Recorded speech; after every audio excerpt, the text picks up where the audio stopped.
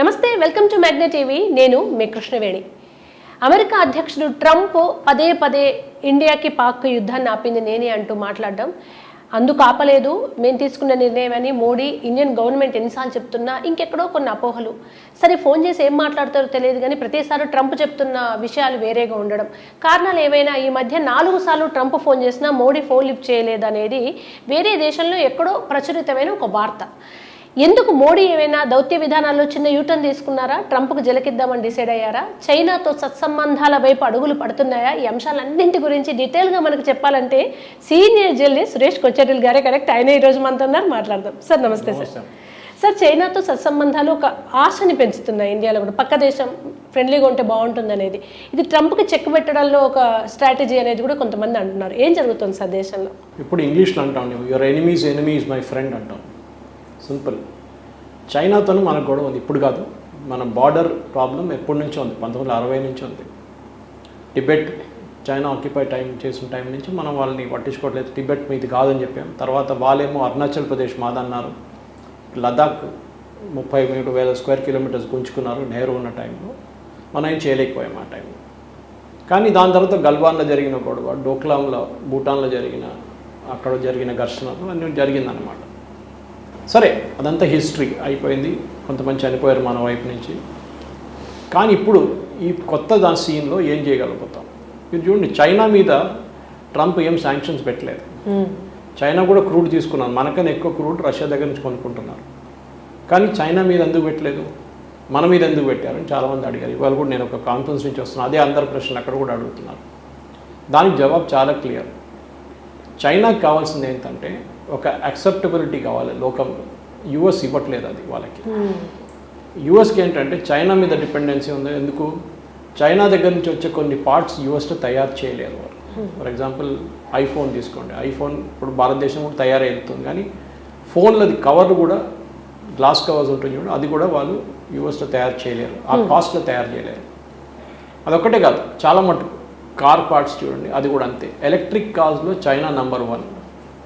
ఎందుకంటే వాళ్ళ గవర్నమెంట్ చాలా డీప్ సబ్సిడీ ఇస్తారు వాళ్ళకి. అది యూరోపియాలో కానీ యూఎస్లో కానీ ఎక్కడైనా డంప్ చేసేస్తారు వీళ్ళు. బీవైడి అని వాళ్ళ కార్స్ బ్రాండ్ ఒకటి ఉంది. చాలా కార్ బ్రాండ్స్ ఉన్నాయి. రెండవది స్టీల్ అల్యూమినియంలో కూడా చైనా ప్రొడక్షన్ చాలా ఎక్కువ. మనం 2వ స్థానంలో ఉన్నాం స్టీల్ ప్రొడక్షన్లో. కానీ మనం ఎక్కువ ఎక్స్పోర్ట్ చేయట్లేదు ఎక్కడికి, మనకే సరిపోతుంది ఆ క్వాంటిటీ అంతా. చైనా అట్లాగా, చైనా డంపింగ్ చేస్తారు, తీసుకెళ్ళి బిలో ద కాస్ట్ ప్రైస్. అంటే మీరు 100 రూపాయలకి అమ్మితే చైనా తీసుకొచ్చి 50 రూపాయలు పడేస్తారు ఇక్కడ. మీరు డ్యూటీ వేసినా కానీ 20% అప్పుడు కూడా చీప్ పడుతుంది ఇక్కడ ఉన్న ఎవరు కొనుక్కుంటారో వాళ్ళకి. సో మనం చైనాని డిస్కరేజ్ చేస్తున్నాం. అదే టైంలో చైనాకి 2-3 మేజర్ ప్రాబ్లమ్స్ ఉన్నాయి. ఇప్పుడు కాదు, ఒక 3 సంవత్సరాల నుంచి మొదలైంది. ఫస్ట్ వాళ్ళది రియల్ ఎస్టేట్ క్రైసిస్. వాళ్ళు విపరీతంగా బిల్డింగ్లు కట్టుకున్నారు. మీరు చూడండి, చైనాలో గోస్ట్ టౌన్స్ అంటాం.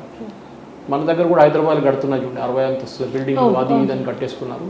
చైనీస్ గవర్నమెంట్ చీప్గా లోన్లు ఇచ్చారు, కట్టేసుకొని అన్నీ పెట్టేసుకొని ఎవరు లేరు దాన్ని ఉండడానికి. మన దగ్గర 2 బెడ్రూమ్ హౌస్ కట్టారు చూడండి కేసీఆర్, ఎవరు లేరు ఉండడానికి, దాంట్లో ఖాళీ పడి ఉన్నాయి. సో రియల్ ఎస్టేట్ క్రైసిస్ ఒక 2-3 సంవత్సరాల నుంచి మొదలైంది. దాని తర్వాత ఇప్పుడు లేటెస్ట్ క్రైసిస్ బ్యాంకింగ్ క్రైసిస్. మన దగ్గర వాళ్ళు లోన్లు చాలా ఇచ్చారు కంపెనీలకి. గవర్నమెంట్ చెప్తారు ఇవి కంపెనీకి లోన్ ఇవ్వమంటే ఇచ్చేస్తారు. మన దగ్గర కాదు లాగా. అందరూ బ్యాంక్ వాళ్ళు అనలైజ్ చేస్తారు, వీటి క్రెడిట్ పోతుందా లేదా, వీటి డబ్బులు కట్టచ్చా లేదా అని మొత్తం అనలైజ్ చేసి, మీరు హోమ్ లోన్ తీసుకోండి, మీరు ఒక కార్పొరేట్ లోన్ తీసుకోండి, మీరు పెద్ద కంపెనీ లోన్ 500 కోట్ల లోన్ తీసుకోండి, అంతే సేమ్ ప్రొసీజర్. ఇప్పుడు ప్రాబ్లం ఎక్కడ వచ్చిందంటే, ఈ 2 ప్రాబ్లం చైనాకు వచ్చినప్పుడు చైనాకు కూడా కొత్త మార్కెట్లు చూడాల్సిన పరిస్థితి వచ్చేసింది. యూరోప్ వాళ్ళ మీద చాలా మటుకు వాళ్ళ మీద రెస్ట్రిక్షన్స్ పెడుతున్నారు. ఎస్పెషల్లీ ఎలక్ట్రిక్ కార్స్ ఇంపోర్ట్లో వాళ్ళ డ్యూటీ చాలా ఎక్కువ చేసేసారు యూరోప్లో. అమెరికా కూడా పడట్లేదు. అమెరికా ఏమన్నారంటే, మీరు అన్ని తీసుకొచ్చి ఇక్కడ పడేస్తున్నారు, మా దగ్గర ఏం కొనట్లేదు అని చెప్పి, సరే మీ దగ్గర కొంటాంలే అని చెప్పారు. నెక్స్ట్ 2 సంవత్సరాల దాకా ట్రంప్ ఏం చేయలేరు చైనాతో. ఎందుకంటే చైనా నుంచి వచ్చే పార్ట్స్ యూఎస్లో తయారు చేయాలంటే మొత్తం మ్యానుఫ్యాక్చరింగ్ ఫెసిలిటీ తయారు చేయాల్సి వస్తుంది. ఫెసిలిటీ తయారు చేస్తే కూడా మీ వేజెస్ చైనాలో ఉన్న జీతాలు యూఎస్లో ఉన్న జీతాలకు అసలు కంపారిజన్ లేదు, మన భారతదేశం లాగానే. అదే ప్రోడక్ట్ మీరు ఒక సెల్ ఫోన్ తీసుకోండి, ఒక సెల్ ఫోన్ యూఎస్లో తయారు చేయాలంటే సపోజ్ ఆర్డినరీ తీసుకోండి, $1,000 అని తీసుకోండి నార్మల్ కాస్ట్. చైనా నుంచి వచ్చే ఒక ఫోన్కి యూఎస్లో తయారు చేయాలంటే అది $1,700 అవుతుంది. వాళ్ళ జీతాలు చాలా ఎక్కువ. సో మీరు తయారు చేయలేరు అక్కడ. కొనరు కూడా. ఇప్పుడు మీకు షాప్కి వెళ్తే 1-2 ఫోన్లు సేమ్ ఫోన్లు ఉంటాయి. ఇక్కడ ఒక ఐఫోన్ ఉంది, ఇక్కడ ఒక ఐఫోన్ ఉంది. ఇది మేడ్ ఇన్ చైనా ఉంది, ఇది మేడ్ ఇన్ యూఎస్ ఉంది. ఇదేమో $1000, ఇదేమో 1700. మీరు ఏం తీసుకుంటారు? $1000. మాకేం పరంగా పడుతుంది. ఐఫోన్ వారంటీ ఉందా? ఉంది. మళ్ళీ ఇంకేం కావాలి మీకు? అంతే కదా. సేమ్ ప్రాబ్లం యూఎస్కి. అదే ప్రాబ్లం ఏంటంటే అన్నిట్లో, అన్ని సెక్టర్స్లో. కార్లు కూడా చూడండి, వాళ్ళ కార్ సెక్టర్ కూడా వాళ్ళు ఎక్కువ ప్రాబ్లం కాలేదు. ఎందుకంటే కార్ మ్యానుఫ్యాక్చరింగ్ కూడా ఒక టైంలో యూఎస్ రాజులు ఉండేది దీని మీద. క్రైస్లర్ కానీ, ఫోర్డ్ కానీ, వాళ్ళ పెద్ద పెద్ద బ్రాండ్స్ ఉండే వాళ్ళ దగ్గర. ఇప్పుడు అన్ని కార్ ఇండస్ట్రీ మొత్తం దెబ్బతిన్నాయి యూఎస్లో. స్టీల్, యూఎస్ వాజ్ నంబర్ 1 ఒక టైంలో. బెత్లెహెమ్ స్టీల్, చాలా చాలా పెద్ద పెద్ద కంపెనీలు ఉన్నాయి. ఇప్పుడు అన్నీ పోయినాయి, మొత్తం బంద్ అయిపోయినాయి, కంపెనీలు లేవు ఇప్పుడు. సో అట్లాంటి పరిస్థితికి వచ్చినప్పుడు ఇప్పుడు యూఎస్ ఏం చేస్తున్నారంటే బయట నుంచి వచ్చే ప్రోడక్ట్స్ మీద ఒక టారిఫ్ పెడుతున్నారు. దాంట్లో అన్నిటికంటే ఎక్కువ టారిఫ్ మన 2 దేశాల మీద పెట్టారు. ఇది బ్రెజిల్ ఒకటి, భారతదేశం ఒకటి. బ్రెజిల్ మీద ఎందుకు పెట్టారంటే బేసిక్ టారిఫ్ మీద ఇంకా ఎక్కువ పెట్టింది. అక్కడ వాళ్ళ ఆపోజిషన్ లీడర్ని జైల్లో వేశారని చెప్పి. ఓకే. సో అదే టైంలో పాకిస్తాన్లో కూడా ఇమ్రాన్ ఖాన్ని జైల్లో వేశారు కదా. మరి పాకిస్తాన్లో ఎందుకు పెట్టట్లేదు మీరు? వాళ్ళు ఏమంటారంటే ఆపోజిషన్ లీడర్ని మీరు ఎలక్షన్ కాంటెస్ట్ చేయనియట్లేదు మీరు అని చెప్పి బ్రెజిల్ మీద 50% పెట్టారు టారిఫ్. పాకిస్తాన్ మీద పెట్టలేదు. పాకిస్తాన్ ఇమ్రాన్ ఖాన్ ఎన్నో రోజులు జైల్లో ఉన్నాడు. ఎలక్షన్ గెలిచిన మంచి ఆయన కూర్చొనియకుండా ఇంకోటి షబాజ్ షరీఫ్ వచ్చి కూర్చున్నాడు ప్రధానమంత్రి. ఓడిపోయిన మంచి ప్రధానమంత్రి అయ్యాడు. ఆలోచించండి. భారతదేశం మీద ఎందుకు పెడుతున్నారు అని అడిగారు చాలామంది. Correct, good question. 20% ఉండే కదా ముందు. మళ్ళీ అంటే ఫస్ట్ ఏమన్నారు వీళ్ళు, టారిఫ్ చాలా ఎక్కువ ఉంది భారతదేశంలో, వాళ్ళు మమ్మల్ని అగ్రికల్చర్ ఇంపోర్ట్స్ అలౌ చేయట్లేదు. అంటే యూఎస్ నుంచి వాళ్ళ దగ్గర ఉన్న బియ్యం కానీ, జొన్న కానీ, ఏదైనా ప్రోడక్ట్, వీట్ ప్రోడక్ట్స్ కానీ మనం కొనట్లేదు. మనం కొనడానికి కారణం ఒకటి ఉంది, వద్దని చెప్పిన దానికి కారణం ఒకటి ఉంది. ఎందుకంటే వాళ్ళు జెనెటిక్లీ మాడిఫైడ్ క్రాప్స్ పంపిస్తారు మనకి. మన మాన్సాంటో అనే కంపెనీ ఉండే, మన ఇప్పుడు కూడా ఉంది ఇక్కడ. దాంట్లో డిఎన్ఏ మొత్తం మార్చేస్తారు జెనెటిక్లీ మాడిఫైడ్ క్రాప్లో. అది మీరు కొన్ని సంవత్సరాలు వాడిన తర్వాత ఒకటి మీ హెల్త్ మీద ప్రాబ్లం వస్తుంది, సెకండ్ మీకు క్రాప్ మీద కూడా ప్రాబ్లం వచ్చేస్తుంది. సరే జెనెటిక్లీ మాడిఫైడ్ క్రాప్స్ వీళ్ళేమంటారంటే దాని మీద పురుగులు రావు, ఏం రావు, మీరు దాన్ని ఏమైనా చేసుకోవచ్చు. కానీ అట్లా కాదు. చూసాం ఇక్కడ ఇప్పుడు కూడా పురుగుల ప్రాబ్లం ఉంది మన దగ్గర జెనెటిక్లీ మాడిఫైడ్, స్పెషల్లీ కాటన్ వైపు వాడాం మనం కొంచెం, అదంతా ఇప్పుడు బంద్ చేసేసాం. సో ఇప్పుడు మీరు అక్కడి నుంచి తీసుకోవాలంటే అలాంటి మా దగ్గర నుంచి మీరు జెనెటిక్లీ మాడిఫైడ్ క్రాప్స్ కొనాల్సిందే. కొంటే ఏమవుతుందంటే మన ప్రాబ్లం, మన ఫార్మర్స్కి దెబ్బతింటారు. వాళ్ళ రేట్ చాలా తక్కువ యూఎస్లో, ఎందుకంటే గవర్నమెంట్ చాలా అక్కడ కూడా సబ్సిడీ ఇస్తారు వాళ్ళు. ఆ సబ్సిడీతో ఇక్కడ తీసుకొచ్చి ఇక్కడ డంప్ చేస్తే మనం ఏం చేయాలి. సెకండ్, యూఎస్ ప్రొడక్టివిటీ చాలా ఎక్కువ అగ్రికల్చర్లో, మన ప్రొడక్టివిటీ చాలా తక్కువ. ఇప్పుడు కూడా మన ట్రాక్టర్లు ఉపయోగిస్తున్నాం, థ్రెషర్స్ యూజ్ చేస్తున్నాం. పంజాబ్ వైపు అంతా మెకనైజేషన్ చాలా, డౌన్ సౌత్ మెకనైజేషన్ తక్కువ ఉంది. ఇప్పుడు కూడా మాన్యువల్ కటింగ్ చేస్తారు, ఎందుకంటే వాళ్ళకి ఏదైనా ఉద్యోగం ఉంటుంది కదా అని చెప్పి. అది తీసేసి మెషిన్లు వేస్తే వాళ్ళకి ఉద్యోగం ఉండదు చాలామందికి. సో సీజనల్ బిజినెస్ అది, సంవత్సరంలో 2 సార్లే కదా, 2 నెలలు 3 నెలలు ఉంటుంది వాళ్ళకి. సో ఈ ప్రాబ్లం. రెండవది మిషనరీ మీరు కొంటే యూఎస్ నుంచి మీకు ఇక్కడ ఉన్న లోకల్ ఇండస్ట్రీస్, ఎస్ఎంఈస్, మన దగ్గర ఫిరోజ్గూడ కానీ, బాల్నగర్ కానీ, పటాన్చెరు వైపు ఉన్న చిన్న చిన్న ఇండస్ట్రీస్ ఉంటారు. బిహెచ్ఏఎల్ కోసం, హెచ్ఏఎల్ కోసం, వాళ్ళందరి కోసం చిన్న చిన్న పార్ట్స్ తయారు చేస్తారు. వాళ్ళు మొత్తం దెబ్బతింటారు. వీళ్ళు ఎంత 5 మంది 10 మంది నడుపుతారు ఫ్యాక్టరీలు. ఇదంతా బంద్ చేయాల్సి వస్తుంది. మనం దాంట్లో బ్రాడ్ కేటగరైజేషన్ ఎంఎస్ఎంఈ అంటాం మనం. Mini small, okay, micro, mini, small, medium enterprises మొత్తం వాళ్ళు కంప్లీట్ వైపౌట్ అయిపోతారు యూఎస్ నుంచి వచ్చేస్తే. అది సేమ్ ప్రాబ్లం అగైన్. యూఎస్ ఇప్పుడు ఏం చేస్తున్నారు, యూఎస్కి వెళ్ళే కార్ పార్ట్స్ కూడా వాళ్ళు చైనా, కెనడా నుంచి, మెక్సికో నుంచి తీసుకుంటుండే ఇప్పుడు దాకా. ఇప్పుడు వాళ్ళ మీద కూడా ఆంక్షలు పెట్టారు. అక్కడ కూడా 25, 50 అని పెట్టుకున్నాడు, కానీ అది పనిచేయట్లేదు. ఎందుకంటే మళ్ళీ వాళ్ళతో తీసుకోవాల్సి వస్తుంది. ఎందుకంటే యూఎస్ దగ్గర సేమ్ ప్రాబ్లం, మ్యానుఫ్యాక్చరింగ్ ఫెసిలిటీస్ లేదు. పెట్టుకోవాలంటే చాలా ఎక్కువ అయిపోతుంది కాస్ట్. ఇది ఒక చికెన్ అండ్ ఎగ్ సిట్యుయేషన్ అంటాం ఇంగ్లీష్లో. గుడ్ వచ్చిందా ముందు, కోడి వచ్చిందా ముందు కేసు. సో ప్రాబ్లంలో కూడా ఇప్పుడు ఏం చేయలేదు. సో ట్రంప్కి ఈజియెస్ట్ వే ఏంటంటే, ట్రంప్ ఇప్పుడు ఏమంటున్నారు, ఫస్ట్ అన్నారు ఇదంతా ఉంది, ట్రేడ్ డీల్ చేయట్లేదని చెప్పి నేను బ్యాన్ పెట్టేస్తున్నా అని చెప్పారు. మనం సరే ట్రేడ్ డీల్ ఎట్లా టాక్స్ నడుస్తుంది కదా, పీయూష్ గోయల్ వెళ్తున్నారు, అది జూలైలో వస్తున్నారు, వాళ్ళు మాట్లాడదామని చెప్పి సడన్గా రష్యా వెళ్ళేసి వచ్చారు. రష్యా ప్రాబ్లం వచ్చింది. మన రష్యా దగ్గర నుంచి క్రూడ్ ఆయిల్ కొనుక్కుంటున్నాం, దాన్ని మనం భారతదేశంలో రిఫైన్ చేసి అమెరికాకే అమ్ముతున్నాం, ఇదేంటి మీరు ఇట్లా చేస్తున్నారు అని చెప్పారు. ఈ స్టోరీకి ఒక బ్యాక్ స్టోరీ ఉంది. బైడెన్ అడ్మినిస్ట్రేషన్ ఉన్నప్పుడు రష్యా యుక్రెయిన్ యుద్ధం నడుస్తున్నప్పుడు ఆయిల్ ప్రైసెస్ చాలా ఎక్కువైపోయాయి, $90 దాకా వెళ్ళింది.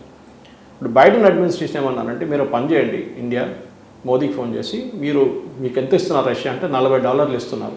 మార్కెట్లో $90 నడుస్తుంది. ఎందుకంటే రష్యాకి ఎవరికి అమ్మడానికి ఛాన్స్ లేదు, మొత్తం బ్యాన్ పెట్టేశారు యూఎస్. మన దగ్గర ట్రేడ్ చేస్తున్నారు, చైనా దగ్గర తీస్తున్నారు. మనకన్నా ఎక్కువ చైనా కొంటున్నారు, కానీ చైనా ఎక్స్పోర్ట్ ఎక్కడ చేయట్లేదు. చైనా వాళ్ళ డొమెస్టిక్ కన్సంప్షన్కి వాడుకుంటున్న ప్రైసెస్ని చెక్లో పెట్టడానికి. కానీ మనం ఏం చేస్తామంటే రీఫైన్ చేసి పంపిస్తున్నాం బయటికి. ఇది యూఎస్కి బాగా మంచి యూస్ఫుల్ ఉండే, ఎందుకంటే మన $40 ఉంటే మనం దాని మీద ఒక $10 షిప్పింగ్ అండ్ రిఫైనింగ్ కాస్ట్ పెట్టుకుంటే $50 యూఎస్ కనుక్కుంటున్నాం మనం. ఓకే. సో వాళ్ళు హ్యాపీ యూఎస్ బైడెన్ అడ్మినిస్ట్రేషన్ ఉన్నారు. కానీ ట్రంప్ రాగానే ఏమన్నాడు, మీరు ఎందుకు రష్యన్ ఆయిల్ కొంటున్నారు అని అడుగుతున్నారు. మీరే చెప్పారు కదా కొనమని చెప్పేసి. ఇంకోటి మాకు కూడా ఎవరు ఎంత తక్కువ రేట్లు ఇస్తారో వాళ్ళు తీసుకుంటాం. రేపు మీకు కూడా ఉంది, అమెరికా దగ్గర నుంచి మాకు కూడా $40 ఇస్తే మేము కొనుక్కుంటాం. 40 మేము ఎట్లా ఇస్తాం, మాకు $40 మాకు ప్రొడక్షన్ కాస్ట్ కూడా సరిపోదు అంటున్నారు. So sorry, we will buy from where ever it is possible అని జయశంకర్ గారు చాలాసార్లు చెప్పారు. ఇన్ఫ్యాక్ట్ యూరోప్ మనకన్నా ఎక్కువ గ్యాస్, న్యాచురల్ గ్యాస్ కొనుక్కుంటారు ఒక రోజులో. మనం మొత్తం ఒక నెలలో కొనే ఆయిల్ ఒక హాఫ్ డేలో యూరోప్ కొనుక్కుంటారు. కానీ యూరోప్ మీద ఏ ఆంక్షలు పెట్టలేదు, ఏ టారిఫ్ పెట్టలేదు. చైనా గురించి మాట్లాడాం. టర్కీ పెద్ద బయర్ రష్యన్ ఆయిల్ ఏం చేయట్లేదు. ఎందుకు టర్కీ అంటే టర్కీ మిడిల్ ఈస్ట్ మీద వాళ్ళకి కావాలి, పని ఉంది మిడిల్ ఈస్ట్తోని. అక్కడ ఏదైనా టాక్స్ నడిపించాలంటే అదంటే టర్కీ పనిపిస్తారు. సో భారతదేశం అక్కడే దొరికారు. టేక్ ఇట్ ఫర్ గ్రాంటెడ్ గా ఉంది సార్ ఇప్పుడు ఆయనకు. లో హ్యాంగింగ్ ఫ్రూట్ అంటాం ఇంగ్లీష్. మన మీద ఏం ట్రై చేస్తున్నారంటే ఇప్పుడు ఏమంటున్నారు, లేటెస్ట్ డైలాగ్ మీరు వినుంటారు, రష్యా యుక్రెయిన్ వారు, రష్యా యుక్రెయిన్ కొట్లాడలేదు, మోదీ చేపిస్తున్నారు. ఆలోచించండి, ఎవరైనా చెప్తారు అది? వాళ్ళు ఎక్కడో ఇద్దరు కొట్టుకుంటున్నారు, మనకేం పోయింది, ఇద్దరు పిచ్చోళ్ళు ఎక్కడో కొట్టుకుంటున్నారు. మనం దాంట్లో ఇంటర్ఫియర్ కావట్లేదు. మనం దాని అడ్వాంటేజ్ ఏంటంటే ఆయిల్ రైట్ ఎక్కువ ఉంది, అక్కడ తీసుకుంటున్నాం. మనకు $70 వద్దు, $40 ఎవడో ఇస్తున్నాడు. ఎవరైనా కానీ మీ మార్కెట్కి వెళ్ళి కూరగాయల దగ్గరికి వెళ్ళి ఇక్కడ టమాటో మీకు ₹25, ఇక్కడ ₹30 అంటే మీరు ₹25 వాళ్ళ దగ్గర కొంటారు, క్వాలిటీ చూసుకొని కొంటారు మీరు. సో అదే లాజిక్ ఇక్కడ కూడా. సో అది చేయకూడదు. మీరు రష్యా దగ్గర ఆయిల్ కొనకూడదు. ఎందుకు? రష్యా డబ్బులు యూజ్ చేసి యుక్రెయిన్ మీద ఆయుధాలు కొనుక్కుంటున్నారు, యుద్ధం చేస్తున్నారు. సరే భారతదేశం బంద్ చేసుకుని ఇంకా రేపు ఆయిల్ మేము రేపటి నుంచి బంద్ చేసేస్తున్నాం అనుకుంటే యుద్ధం ఆగుతుందా? ఆగదు. చాలా క్లియర్ అది. ఎందుకంటే ఈవెన్ చైనా కొంటున్నారు, టర్కీ కొంటున్నారు, యూరోప్ కొంటున్నారు. వీళ్ళందరూ కొనేటప్పుడు వాళ్ళకి ఏం డిఫరెన్స్ రాదు. వాళ్ళకి యూరోప్ ఒకటే కండిషన్ ఏం పెట్టారంటే ఒక రేట్, తక్కువ రేట్లు అమ్మకూడదు, ఇదే రేట్లు అమ్మాలని చెప్పి $60 పెట్టారు బ్యారెల్ రేట్ రష్యా నుంచి కొంటే. మనకు అది కాదు. రష్యా అంటాను మనకు స్పెషల్ రిలేషన్షిప్ ఉంది ఇండియాతో, మేము $40 ఇచ్చేస్తామని. ఇది కండిషన్ అనమాట. సో ఇక్కడ వచ్చిన ఆగిన ప్రాబ్లం. ట్రంప్కి ఇప్పుడు ఏం చేయాలని తెలియట్లేదు. అది పెద్ద ప్రాబ్లం అన్నిటికంటే. ఎందుకంటే ఆయనేమనుకున్నారు, జపాన్ని ఎట్లా దమ్కి ఇచ్చిందో, లేకుంటే ఇండోనేషియాకి ఎట్లా ఇచ్చిందో, వియట్నాంని ఎట్లా దమ్కి ఇచ్చిందో, అట్లనే ఈవెన్ యూకే వాళ్ళందరు లైన్లో వచ్చేసి సైన్ చేసేది, సంతకం పెట్టేశారు. మనం చేయట్లేదు. ఆ కోపం ఉంది ట్రంప్కి. దాని మీద మీరు చెప్పినట్టు 4 ఫోన్ కాల్లు నిన్న చూశాను నేను. అది ఫస్ట్ ఎవరు డినై చేయలేదు. చూడండి, అది చాలా ఇంపార్టెంట్. అది ఇవాళ దాకా మోదీ ఆఫీస్ నుంచో లేకుంటే ట్రంప్ ఆఫీస్ నుంచో ఇది కాల్ రాలేదు, చేయలేదు అని చెప్పి ఎవరు చెప్పట్లేదు. అంటే కాల్ చేశారు. టైమ్స్ ఆఫ్ ఇండియా ఒక యూనిక్ డైలాగ్ నిన్న ఏం కొట్టారంటే, పెద్ద ఆర్టికల్ యాక్చువల్లీ. అది మోదీ దగ్గర ఉన్న ఫోన్లో ఆ నంబర్ లేదు ట్రంప్ది. ట్రంప్ ప్రైవేట్ నంబర్ నుంచి కాల్ చేశారంట, దానికోసం మోదీ ఎత్తలేదు. మోదీ ఎత్తకుండా ఎందుకు చేశారంటే దానికి ఒక పెద్ద కథ ఉంది. ఇంకోటి, ఎందుకంటే ట్రంప్ ఒక హ్యాబిట్ ఉంది, మీరు చూసుంటారు, నేనే ఆపాను పాకిస్తాన్ ఏం మాట్లాడుతారో తెలియదు, బయటకు వచ్చి ఒక స్టేట్మెంట్ ఇచ్చేస్తారు. మనం ఏం చేస్తుంటే రీడౌట్ అంటాం దాన్ని డిప్లొమాటిక్ లాంగ్వేజ్లో. అంటే ప్రతి ఫోన్ కాల్ రికార్డ్ చేస్తారు, కానీ బయట ఎక్కడ రిలీజ్ చేయరు. కాల్ అయిన తర్వాత సెక్రటరీ వాళ్ళు కూర్చొని మొత్తం దాన్ని డ్రాఫ్ట్ చేస్తారు, కాల్ ఏం మాట్లాడారని. దాన్ని రీడౌట్ అంటారు. అంటే మీడియాకి ఇష్యూ చేస్తారు, మొత్తం ఇష్యూ చేయకుండా కానీ మెయిన్ పాయింట్స్ ఇష్యూ చేస్తారు. ఇది మాట్లాడారు ప్రెసిడెంట్ ట్రంప్ అండ్ మోదీ గారు గంట సేపు మాట్లాడారు. గంట సేపు చాలా మాట్లాడుంటారు, కానీ ఒక 5 minutes డిస్కషన్ పాయింట్ మెయిన్గా పెట్టేస్తారు. ఇది మెయిన్. సో మోదీ ఫోన్ ఎత్తటం లేదు. ట్రంప్ ఏం ట్రై చేస్తారు, ఫోన్ చేశారనుకోండి, నేను ఇమీడియట్ శాంక్షన్స్ తీసేస్తున్నా అని చెప్తారు బయటకు వచ్చి. ఎందుకు? నేను మోదీతో మాట్లాడాను, మోదీ అన్ని అగ్రీ చేశారు, నేను రేపటి నుంచి ఆయిల్ కొనాలన్నారు రష్యా దగ్గర నుంచి, మన దగ్గర సంతకం పెడతా అన్నారు, మన దగ్గర నుంచి అన్ని జెనెటికలీ మోడిఫైడ్ క్రాప్స్ అన్ని కొంటా అన్నాడు. మోదీ చెప్పేసి అన్ని అయిపోయింది అంటారు. అసలు మోదీ అసలు ఏం చెప్పకున్నా కానీ ఇది పెడతాడు, డెఫినెట్గా పెడతాడు. సో దానికోసం ఫోన్ కాల్ తీసుకెట్టలేదు. ఫోన్ కాల్ ఎత్తకపోతే అంత సంగతి కాదు. కెనడా దాకా వెళ్ళి కూడా ట్రంప్ పిలిస్తే చాలా డిప్లొమాటిక్ గా నాకు పూరి నుంచి పిలిపొచ్చిందని వచ్చేసారు రిటర్న్ అక్కడికి కలవడానికి. ఆయన ట్రంప్ ఐడియా ఉందంటే అదే టైంలో అసీమ్ మునీని పిలిపించారు. వీళ్ళిద్దరిని సడన్ గా ఒక రూమ్ కి తీసుకొచ్చి ఆ షేక్ హ్యాండ్ చేపించి, చూడండి నేను ఇద్దరిని ఇక్కడ మాట్లాడిపించానని చెప్పడానికి. అసలు మన ప్రధానికి దేశానికి అది అవమానమే ఒక రకంగా. కరెక్ట్. మోదీకి తెలిసిపోయింది గేమ్ ఏంటనేది. కాదు, నాకు ఇక్కడ నికరాగువానో లేకుంటే క్రొయేషియా పోవాలన్నారు. అదేంటి క్రొయేషియా ఎంత పెద్ద కంట్రీ, ఇంకా తర్వాత వెళ్ళొచ్చు కదా అంటే, కాదు నాకు ఆల్రెడీ కమిట్మెంట్ ఉందని చెప్పి మోదీ వెళ్ళిపోయారు. అది ఒక పెద్ద కోపం ఉంది ఆయన. రెండవది, రష్యా దగ్గర నుంచి ఆయిల్ కొనకూడదు అంటే మనం ఏం చెప్పాము, మీరే కొంటున్నారు కదా, యూరోప్ కొంటున్నారు, మీరు మా దగ్గర నుంచి కొన్నారు ఆయిల్, చైనా కొంటున్నప్పుడు మీరు ఎందుకు పెట్టట్లేదు అంటే అది ఇంకో స్టోరీ అంటున్నారు. తర్వాత పెడతాం చైనా మీద అన్నారు. ఫస్ట్ చైనా కూడా చెప్పారు, చైనా మీద కూడా మేము శాంక్షన్ పెడుతున్నాం, మేము టారిఫ్ పెడుతున్నాం, కానీ 90 రోజుల తర్వాత అన్నారు. 90 రోజుల్లో అమెరికన్ ఇండస్ట్రీకి కావాల్సిన ప్రోడక్ట్స్ అన్ని చైనాని తెప్పించుకుంటారు. దాని తర్వాత బహుశా ఇంకో 90 రోజులు అంటాడు, అని నడుస్తూనే ఉంటుంది అట్లా. ఈ శాంక్షన్స్ కూడా ఎక్కువ రోజులు నడవవు. ఎందుకంటే ఎవరు కడుతున్నారు ఈ డబ్బులు, మనం ఫస్ట్ ఇది అర్థం చేసుకోవాలి. మన భారతదేశం నుంచి ఒక టీషర్ట్ పంపిస్తున్నాం, దానికి $20 అనుకోండి, I'm just taking a very of hand price. $20 cost, దాని మీద 50% డ్యూటీ పెట్టి, అప్పుడు ఎంత అయిందండి? 30 అవుతుంది. సో అమెరికా మనం చంపిస్తున్న $100 మీద 50 పెడితే $50 అవుతుంది. యూజువలీ అది 55 ఉంటుంది, ఎందుకంటే ఆల్రెడీ ఒక టారిఫ్ ఉంది ఒకటి. సో ఈ ఫర్ ఎగ్జాంపుల్ స్ట్రిమ్స్ మీద 62% వస్తుంది, ఆ 50 కాదు, అది ముందు కూడా 12% ఉండే డ్యూటీ దాని మీద. అది అందుకే కాకుండా చేశారు ఇది కొత్త 50. సో $150 అయింది. ఈ $150 ఎవరు కడతారు? అమెరికాలో ఎక్స్పోర్ట్ చేసే టార్గెట్ కానీ అక్కడ ఉన్న వాల్మార్ట్ వాళ్ళు కడతారు డబ్బులు. సో ఎవరి దగ్గర నుంచి పోతుంది? మనం $100కే అమ్ముతున్నాం, మన చేతి నుంచి ఎక్కువ ఏం వెళ్ళట్లేదు. వాళ్ళు $50 కడుతున్నారు, ఎక్కువ 150 కొంటున్నారు. వాళ్ళు ఏం చేస్తారు? నిన్న దాకా 150కి అమ్మిన టీషర్ట్ ఇప్పుడు 200కి అమ్ముతారు. ఎవరు నష్టపోతారు? అమెరికాలో ఉన్న కన్జ్యూమర్. ఆయనకి 150కి వచ్చే టీషర్ట్ ఇప్పుడు 200కి వస్తుంది. వాళ్ళు ఏం చేస్తారు? దానికన్నా తక్కువది ఏమైనా ఉందా అని చూస్తారు ఫస్ట్. క్వాలిటీలో బంగ్లాదేశ్ మనకన్నా కొంచెం క్వాలిటీ వాళ్ళు తక్కువ బంగ్లాదేశ్ది. మన దగ్గర తిరుపూర్ కానీ, లుధియానా కానీ, ఈవెన్ వరంగల్లో కీటెక్స్ వాళ్ళ ఫ్యాక్టరీ చాలా మంచి క్వాలిటీ, మంచిది, సూపర్ క్వాలిటీ మెయింటైన్ చేస్తారు. కానీ లో వాల్యూ ప్రోడక్ట్స్. ట్రంప్ అదే అంటారు, నాకు టీషర్ట్లు బెనియన్లు అందరూ నాకు అక్కర్లేదు, నాకు చిప్పులు తయారు చేసే కంపెనీలు కావాలన్నారు. మనం చెప్పారు, ఆల్మోస్ట్ 2 నెలల ముందు చెప్పారు ఇది డైలాగ్. సో ఆయనకి ఇట్లాంటి ప్రోడక్ట్స్ మీద ఎక్కువ రోజు డ్యూటీ పెట్టలేరు, ఎక్స్ట్రా టారిఫ్ పెట్టలేరు. ఏదో ఒక రోజు ఏమవుతుందంటే కంప్లీట్ అమెరికన్ కన్జ్యూమర్ ట్రంప్ మీద ఇప్పుడు మిడ్ టర్మ్ పోల్స్ రాబోతుంది ఇంకో 3-4 నెలల్లో. ఆ మిడ్ టర్మ్ పోల్స్లో ఈసారి ట్రంప్కి చాలా పెద్ద దెబ్బ తగ్గిపోతుంది. ఎందుకంటే 32%కి వచ్చేస్తుంది ఆయన అప్రూవల్ రేటింగ్. 60 దాకా ఉన్న అప్రూవల్ రేటింగ్ 32 పడిపోయినాయి. సో డెఫినెట్గా మిడ్ టర్మ్లో ట్రంప్కి పెద్ద రిపబ్లికన్స్ విల్ లూజ్ బ్యాడ్లీ. దాంతో ట్రంప్ దిగొస్తారు. దానికి చూసారు మీరు ఒక స్టేట్మెంట్ కూడా, మన జేడీ వ్యాన్స్ గారు స్టేట్మెంట్ ఇచ్చారు, ట్రంప్ దిగితే నేను రాష్ట్రపతి అయిపోతాను.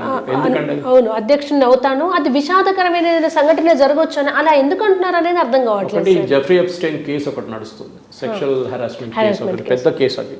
దాన్ని ట్రంప్ చాలా మటుకు ఆయన పవర్ యూజ్ చేసి హైడ్ చేశారు. కానీ ఇప్పుడు కొత్త విషయాలు బయటకు వస్తున్నాయి, అది బహుశా పెద్ద ఇష్యూ కావచ్చు. సెకండ్, ఈ మిడ్ టర్మ్లో సీట్లు పోయినాయనుకోండి, కంట్రోల్ ఉండదు. కాంగ్రెస్ ఇంకా వాళ్ళ సెనెట్, ఈ రెండిట్లో వాళ్ళకి పవర్ ఉండదు. ఇప్పుడు మన దగ్గర రాజ్యసభ, లోక్సభలో మోదీకి మెజారిటీ లేకుండా ఏం చేస్తారు? ఏం చేయలేరు, ఒక్క బిల్ కూడా పాస్ చేయలేరు. ఆ పరిస్థితికి వచ్చేస్తారు ఇప్పుడు. సో అదొక భయం ఉంది ట్రంప్కి. సో ఆయన ఏం చెప్పారంటే, ఆయన ఫస్ట్ ఎలక్షన్ క్యాంపెయిన్లో మ్యాగా అని చెప్పారు, మేక్ అమెరికా గ్రేట్ అగైన్. నేను రాగానే 90 రోజుల్లో 90 డీల్స్ చేసేస్తాను 90 కంట్రీస్తో. ఇప్పుడు దాకా 5 కూడా చేయలేదు, 5-6 కూడా కాలేదు.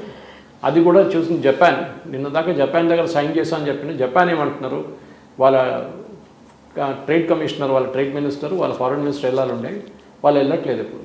జపాన్ క్యాన్సిల్ చేసేసారు. ఎందుకు క్యాన్సిల్ చేశారంటే ఒక క్లారిటీ లేదు. సంతకం పెట్టేసామన్నారు, యూరోపియన్ యూనియన్తో సంతకం పెట్టారన్నారు. యూరోపియన్ యూనియన్ వీళ్ళు ఇన్వెస్ట్ ఎంత $500 బిలియన్ ఇన్వెస్ట్ చేస్తారు యూఎస్లో అని చెప్పారు. యూరోపియన్ యూనియన్ అంటే యూనియన్ ఆఫ్ కంట్రీస్, స్పెయిన్ కానీ, ఇటలీ కానీ, జర్మనీ కానీ, ఇట్లాంటి కంట్రీస్, యూరోప్లో ఉన్న కంట్రీస్ అన్నీ కలిసి యూరోపియన్ యూనియన్ ఫామ్ చేశారు.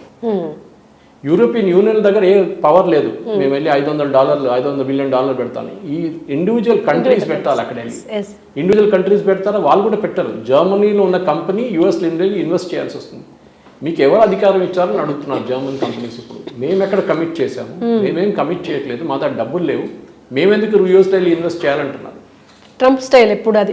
ఇది ఇట్లాంటి డీల్స్ ఆయన అన్ని కంట్రీస్తో చేసుకున్నారు. డిసడ్వాంటేజ్ ఏంటంటే వియట్నాం లాంటి కంట్రీ వాళ్ళు ఏం చేయలేరు, వాళ్ళ దగ్గర కంపెనీలు అన్ని చైనా నుంచి వచ్చిన కంపెనీలు ఉన్నాయి వాళ్ళ దగ్గర. సో మోదీ గారు ఇప్పుడు చేస్తున్న మేజర్ మూవ్ ఏంటంటే, ఒకటి 25,000 కోట్ల ఒక ఇన్సెంటివ్ ప్యాకేజ్ తీసుకొస్తున్నారు. బహుశా అది 1 సంవత్సరం దాకా ఉండొచ్చు. దాంట్లో ఈ ఇంపాక్ట్ అయిన sectors, shrimp for example, Andhra వైపు నుంచి చాలా మటుకు షింప్ ఎక్స్పోర్ట్ అవుతుంది బయటికి. దానికి కొత్త మార్కెట్లు, దానికి సబ్సిడీ ఇచ్చి బయటికి అమ్మడానికి ట్రై చేస్తారు నెక్స్ట్. ఎందుకంటే ఈ శాంక్షన్, ఈ టారిఫ్లు ఎక్కువ రోజు ఉండవు, కానీ ఉన్న రోజుల దాకా బయట అమ్ముకోవడానికి. Second, branding. మన ఇండియన్ ప్రోడక్ట్స్కి బ్రాండింగ్ బాగా చేయలేదు. షింపు ఆంధ్ర నుంచి పంపిస్తానన్నా డబ్బులు వేసి పంపిస్తాడు, దానికి బ్రాండింగ్ చేయడము, దానికి ఒకసారి మీకు గుర్తుంటుంది ఒక 3-4 సంవత్సరాల ముందు ఇంక్రెడిబుల్ ఇండియా అని చెప్పి క్యాంపెయిన్ అవును సార్, అవును అవును. Okay, that tourism related campaign చాలా బాగా వర్కౌట్ అయింది అది. ఓకే, భారతదేశంలో ఒకటే కాదు బయట కూడా. అవును సార్. అట్లాంటి ఒక మేడ్ ఇన్ ఇండియా బ్రాండింగ్ తీసుకురావడానికి మోదీ గారు చేస్తున్నారు పని అన్నమాట మెయిన్గా. సెకండ్ షింప్ అని చెప్పాను, నెక్స్ట్ మిషనరీ గురించి మాట్లాడుతున్నాం. దాని తర్వాత జెమ్స్ అండ్ జ్యువెలరీ పెద్ద ఎక్స్పోర్ట్, సూరత్ లాంటి ప్లేస్లో టెక్స్టైల్స్ మాట్లాడాలి, తిరుపూర్ కానీ లుధియానా కానీ వరంగల్లో కానీ అట్లాంటివి. ఇదన్నీ డెవలప్ చేయడానికి నెక్స్ట్ ఒక బ్యాంక్ లోన్, వీళ్ళకి బ్యాంక్ లోన్లు ఇవ్వాల్సి వస్తుంది, ఎందుకంటే వాళ్ళ దగ్గర క్యాపిటల్ తగ్గిపోతుంది. కొత్త మార్కెట్ యాక్సెస్ చేయాలంటే వాళ్ళకి ఇన్సెంటివ్ ఇవ్వాల్సి వస్తుంది, వాళ్ళు అక్కడ వెళ్ళి పిచ్ చేయాలి. అంటే మన ట్రేడ్ కమిషనర్స్ ఉన్నారు, అసలు మన ఎక్కడెక్కడ కంట్రీస్లో ట్రేడ్ కమిషనర్స్ ఉన్నారు, కన్సులేట్ కానీ ఎంబసీ కానీ, అక్కడి నుంచి వాళ్ళు వెళ్ళి మాట్లాడాల్సి వస్తుంది. కంపెనీతో, యూరోపియన్ కంపెనీస్తో మాట్లాడాలి, యూకేలో ఉన్న కంపెనీస్తో మాట్లాడాలి, యూఏఈ, దుబాయ్ ఆ సైడ్ జీసీసీ కంట్రీస్ ఉన్నాయి, ఆఫ్రికా ఉంది, ఆస్ట్రేలియా ఉంది. సో మనం ఏం చేస్తున్నామంటే యూఎస్ నుంచి మారి యూరోప్ వైపు మిగతా రాష్ట్రాలకు వెళ్తున్నాం. ఇది ఓవర్ నైట్ జరగదు, టైం పడుతుంది, కానీ జరుగుతుంది డెఫినెట్గా. ఈ మనం చేసిన అన్నిటికంటే పెద్ద తప్పు ఇది. ఎప్పుడు అంటారు English, never put all your eggs in one basket అని. చాలా డేంజరస్ అది. దీనికన్నా ముందు కూడా యూఎస్ మనకు 2 సార్లు ఇట్లనే థ్రెట్ ఇచ్చారు, చెప్పాను చూడండి, ఒకటి 71, ఒకటి పోఖ్రాన్ 2. మనం నేర్చుకోవాలండి, నెవర్ ట్రస్ట్ యుఎస్. ఎందుకంటే మన మీద శాంక్షన్స్ పెట్టారు అప్పుడు, ఇదైతే టారిఫ్ పెట్టారు, అమ్మచ్చు మీరు, కొనొచ్చు. ఆ టైంలో మీరు ఏం కొనలేరు అని చెప్పేశారు. కథ క్రయోజనిక్ ఇంజిన్, మనకు కావాల్సిన క్రయోజనిక్ ఇంజిన్ టెక్నాలజీ రష్యా ఇవ్వడానికి రెడీ ఉంటే బ్యాన్ చేసి పడేశారు రష్యాని కూడా. అప్పుడు మనం ఏం చేస్తాం, కొత్త మనీ తయారు చేసుకుందని చెప్పి నంబి నారాయణ గారిని పెట్టి ప్రాజెక్ట్ తయారు చేస్తే నంబి నారాయణ గారిని అరెస్ట్ చేయించారు సిఐఏ వాళ్ళు, ఏదో ఒక ఫేక్ కేసు పెట్టి. మన అందరికి తెలుసు ఆ స్టోరీ అది. సో ఏమైంది, మన క్రయోజనిక్ ఇంజిన్ ప్రాజెక్ట్ 15-20 సంవత్సరాలు డిలే అయిపోయింది. ఇప్పుడు మన దగ్గర ఉంది టెక్నాలజీ, కానీ అప్పుడే వచ్చేస్తున్నాయి. మనం ఇప్పుడు దాకా పెద్ద పెద్ద శాటిలైట్స్ లాంచ్ చేస్తున్నాం, హెవీ శాటిలైట్స్. ఇప్పుడు మనకు 10 సంవత్సరాల ముందు వచ్చిన టెక్నాలజీ ఇప్పుడు కూడా టెస్టింగ్ కాదు, అయిపోయింది టెస్టింగ్ ఫేస్. ఇట్లా చాలా సెక్టర్స్ని మనకు ఆపారు.